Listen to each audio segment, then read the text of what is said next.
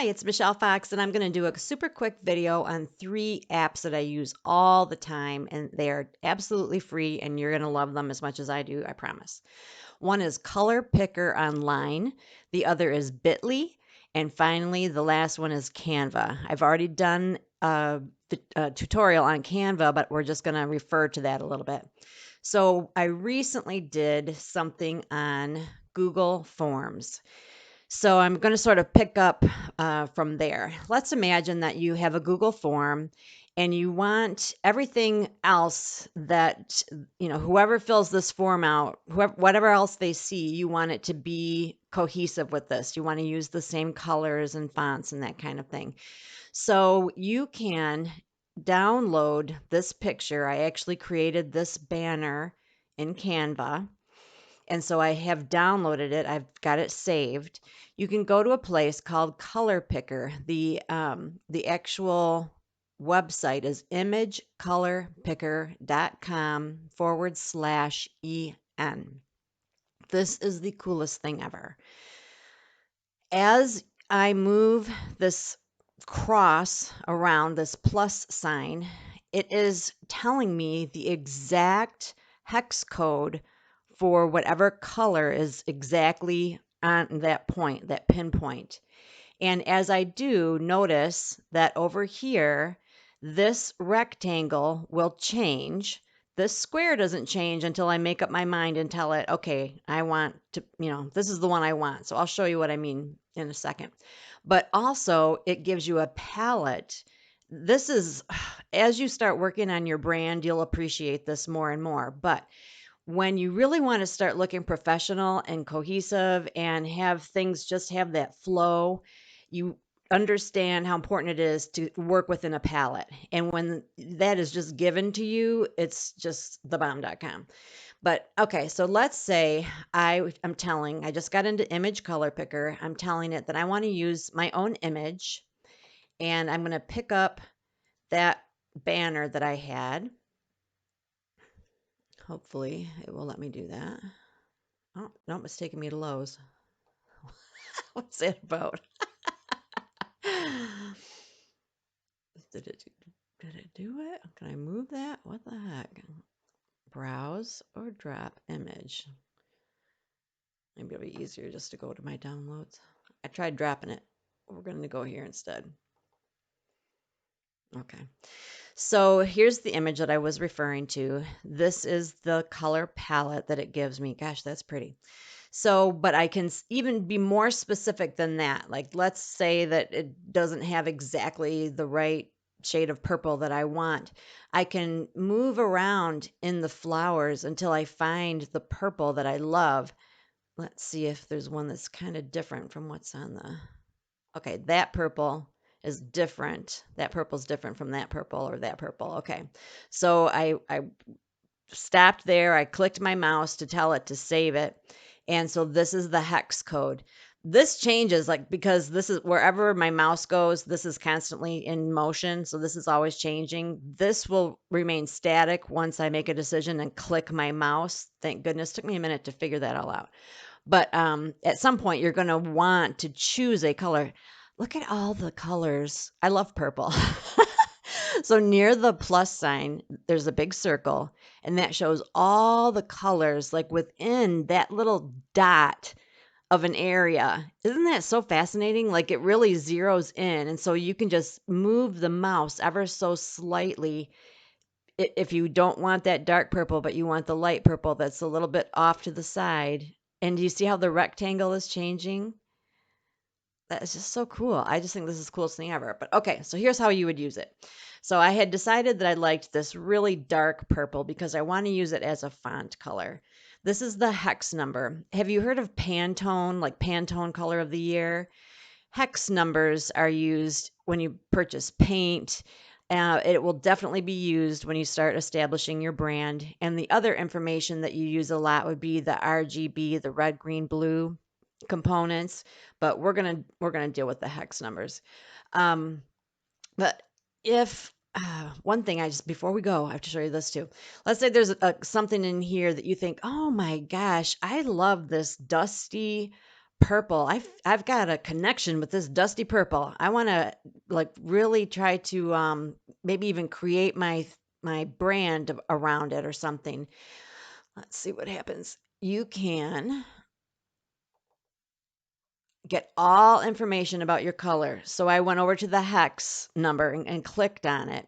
Gosh, there's so many pop-ups. That's the only downfall about doing stuff free.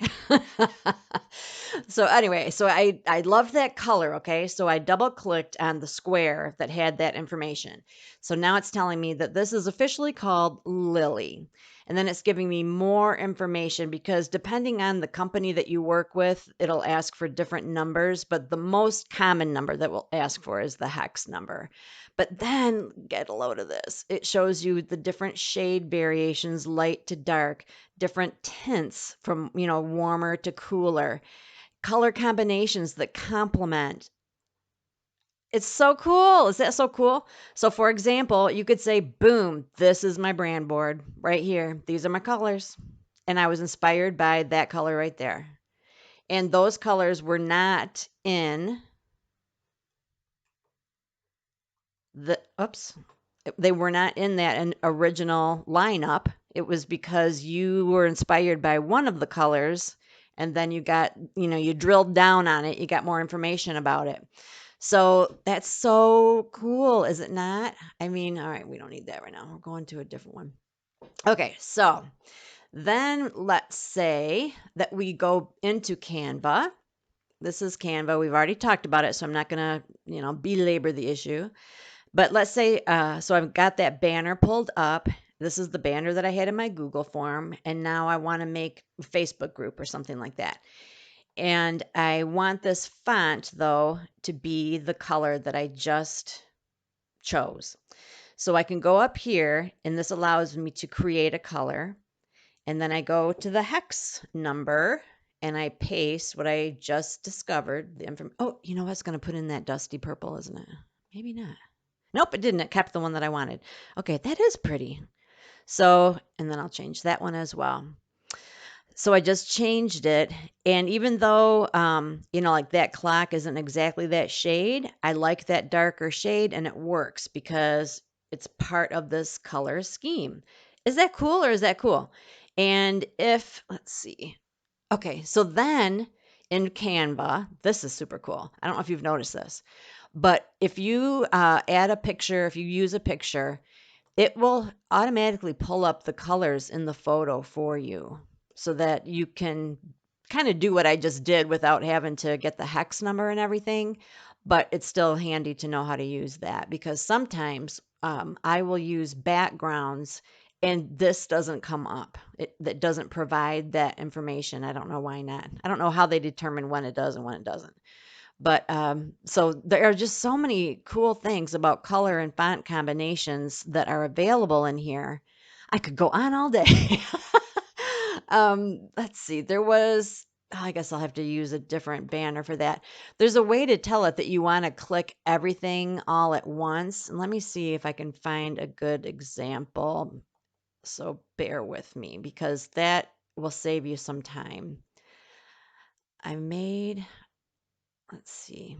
I think I could do that with this flyer that I just made. Yeah, this one. Okay. So get rid of this down here. This is a little side trip, but it'll be worth it. All right. So this is a flyer that I made. I need it a little bit bigger because I can't see. So let's say that I didn't like this orange. And so I click this orange dot and I want to go with blue. All right. So there's blue. And then I realized, oh, shoot, I'm going to have to change every dot to blue. I kind of want this line to be blue also. Oh, look down here. Change all orange to blue. Anything in that, not in the whole picture, but okay, let's see what happens. So I'll click that. Oh, it did do all of it. Okay. So all of the elements in that picture, elements are shapes and that kind of thing. So, but it didn't change the font, or not the font, but the color of the letters. So I could even go up here and say that I want that to be blue. And again, down at the bottom, it'll say, do you want to change all those orange to blue? And I could say yes. And that's really handy because like I had like a handbook for new consultants that was pages and pages and pages long. Can you imagine trying to go in and change, to tweak something page by page? But this is just like click and it does it all for you. So that's really cool. All right, now I'm going back and changing everything back. 'Cause that's how I am. Hold on. It saves everything constantly. So that is hard for somebody like me that I like to go in and just kind of play around. And then I realize, oh, I just permanently changed it.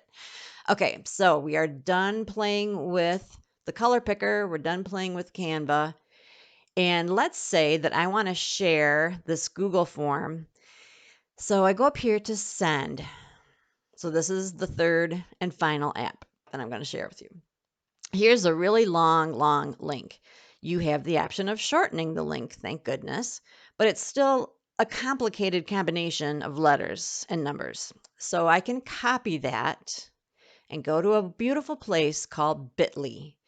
And this is, okay, I'm not on the home page because I'm at where I already have another one. Hold on. Let me see what the actual link.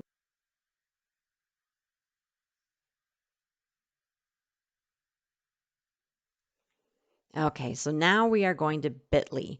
So you would need to create an account in here, but I think you'll really like it once you start using it.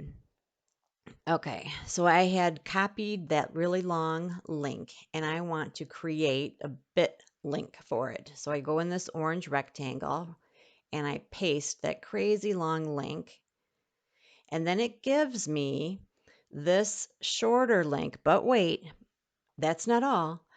I can delete that and say, thanks, that's pretty good, but I would really rather have something even easier.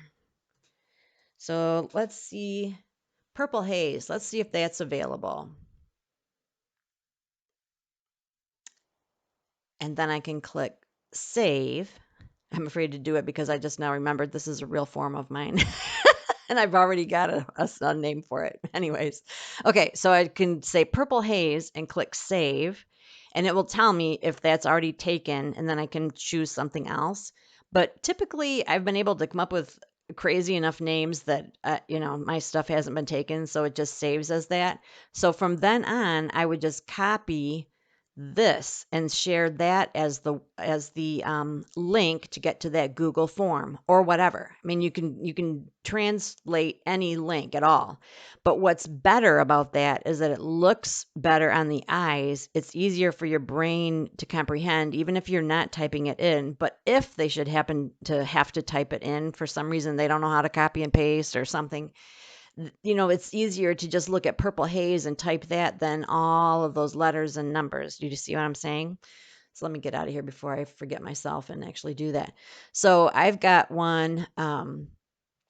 Let's see. So like when I do a party, I've got a form that I have the people that come to the party fill out, and so that's the hostess's name.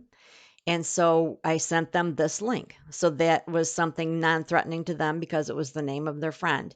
When I'm doing something like a free lip gloss sample, free lip sample. So I try to name it, what it is. But it's just the coolest thing ever. And that stays for, forever and ever. And what's nice about something like a Google form is when I go back and make changes on this, since it's an online form, it's like a living form, as that updates and changes, I don't have to go back and change anything on Bitly. It updates with it because it's got the original link. So I think it's really cool. I like it a lot and I use it all the time. So hopefully you found something in there usable. So again, it was Color Finder and Bitly and Canva and Google Forms are some of the things that I use frequently, and I hope that you are starting to try them out too.